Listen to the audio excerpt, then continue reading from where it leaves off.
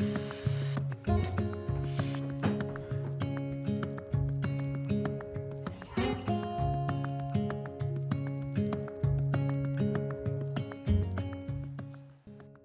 and welcome back. I hope you all had an amazing Diwali celebration filled with light, love, sweets, and laughter. So many of you have been asking for a complete house tour for the longest time, and I thought what better time than Diwali to finally share it with you all. No matter how early you start your Diwali prep, somehow at the end you always run short of time. I actually started the preparations weeks before Diwali this year, but still there were a few last minute tasks around the house left to tackle. First up was the family room sofa. It's been a while since it was last cleaned, so that was definitely overdue.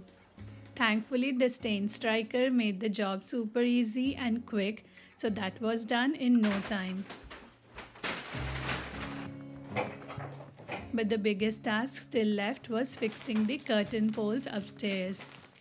And since so many of you had asked about the curtains last time when we set up the living room, I thought this would be the perfect time to share the details. We got both the curtains and the poles from Harry Cory Cork, and for the bedrooms, I picked similar patterns but in different shades to match each room's color theme.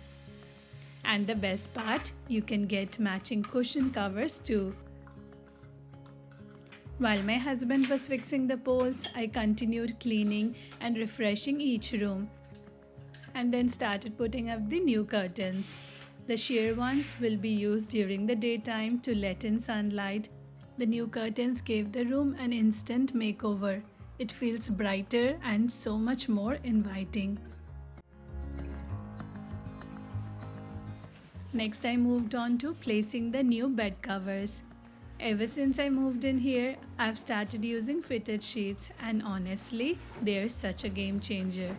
They stay perfectly in place and make bed making so much quicker and neater, especially during busy days.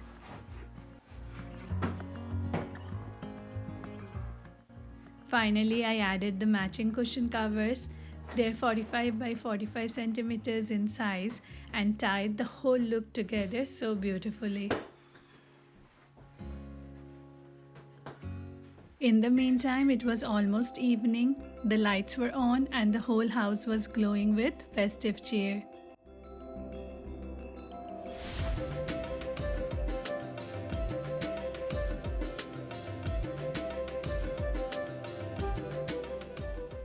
The next morning was Diwali. After cleaning the mandir, I placed the toran, and wow, it completely transformed the whole look. The space instantly felt more vibrant and festive, radiating positivity and warmth. It's amazing how such small details can instantly bring in that festive warmth into our homes. The last task left for the day was setting up the entrance decorations and rangoli. I love decorating this corner because it's the first thing you see when you walk in, and it really sets the tone for the entire house. I was running short on time, so I decided to use rangoli stencils to make the design quickly and neatly. I also arranged fresh flowers in urli bowl, added floating candles, and placed the rangoli mat to complete the look.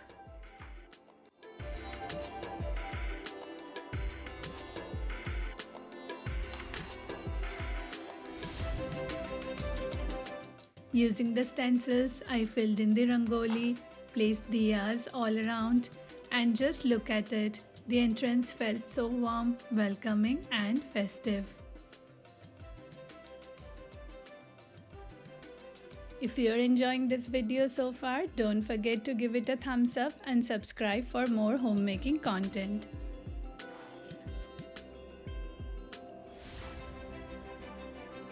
Last but not the least, I added some finishing touches to the console table decor and refilled the essential oil diffuser. Small details, but they make such a huge difference. After all, tonight we're inviting Mahalakshmi into our home, so had to be special. Now let's go outside and I will show you the house. We have a 3-bedroom semi-detached end of terrace house. Since it's a corner house, we have a lot of open space on the side, which I love because it lets in so much natural light and gives a spacious vibe. The front side of the house opens up to our beautiful estate with loads of greenery and open space. The parking area is on this side and it has 2 green patches around it. And on the right hand side of the car park, we have an additional open side garden which is actually pretty big. Right now, we have placed our shed there to store bicycles, lawnmowers, and all the extra garden accessories. And I have loads of plans to redo this space. But the only challenge is that the soil laid by the builder isn't the best, so it's hard to grow anything on it. We will have to replace the whole soil before starting, which will definitely make it a summer project. Now let's enter the back garden of the house. I'm sure you have seen it so many times. It's my favorite space in the house. The garden and kitchen get ample sunlight throughout the day, which I absolutely love. Though it's not in the best shape at the moment, I was away for the whole summer, so many of my flowering plants did not survive. And now, with the onset of the cooler months, the remaining plants will also die once frosting starts, and we will have to wait patiently for spring to arrive when we can revive the garden again and see it come back to life. Now let's start the home tour from inside. On the right side of the foyer, we have placed a simple console table and we have converted the under staircase area into shelves for storing shoes, coats, umbrellas, and other essentials. On the left, you have the staircase that leads up to the bedrooms upstairs. The first room on the right is the living room cum study. We have a formal seating area, a center table, and a cozy study corner. If you have watched my previous videos, you would have probably seen this space in detail already. The window here is quite big, letting in plenty of daylight.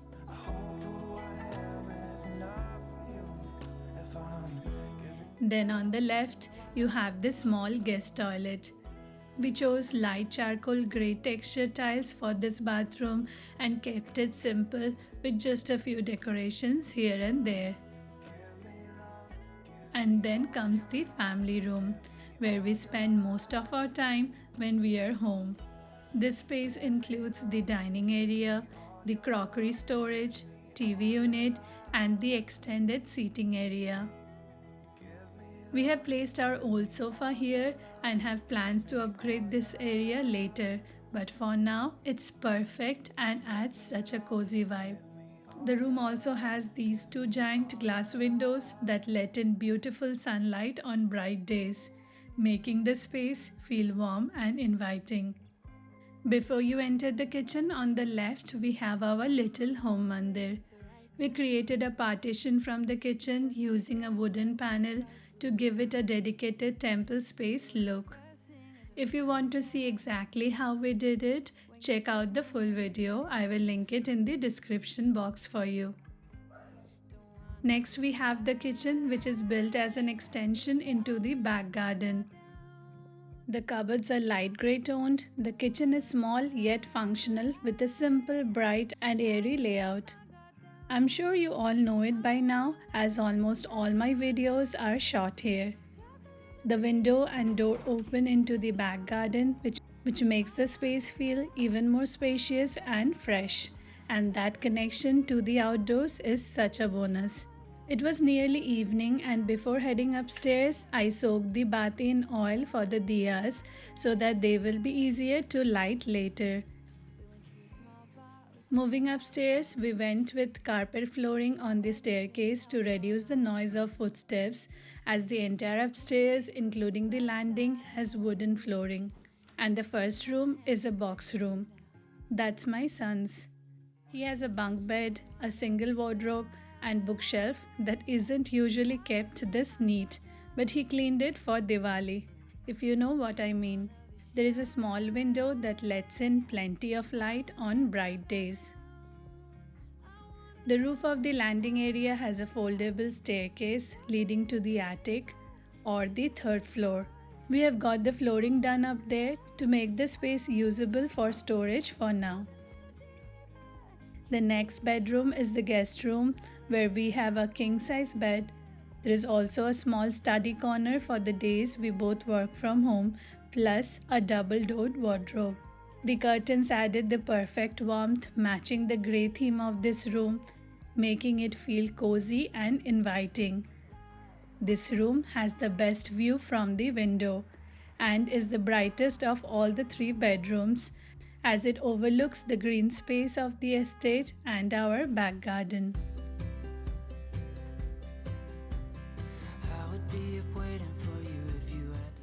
Next to the guest room, we have the common toilet. We went with neutral tone tiles for this bathroom and kept the accessories basic and minimal.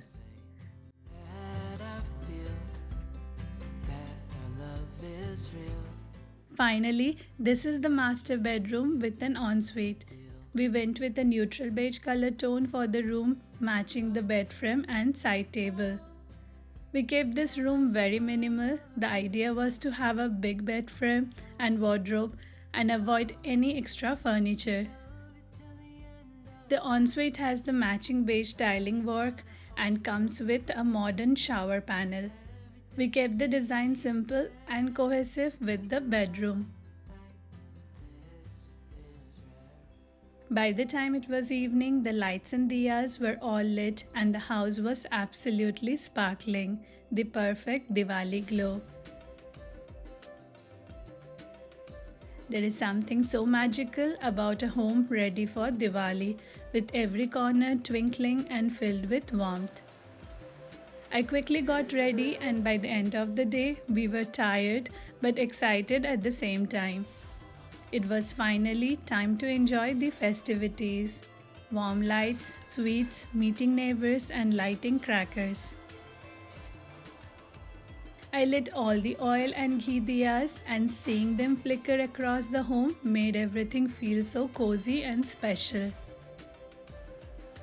I hope you enjoyed this tour of my Diwali ready home. Please like, share, comment and subscribe to the channel for more homemaking videos.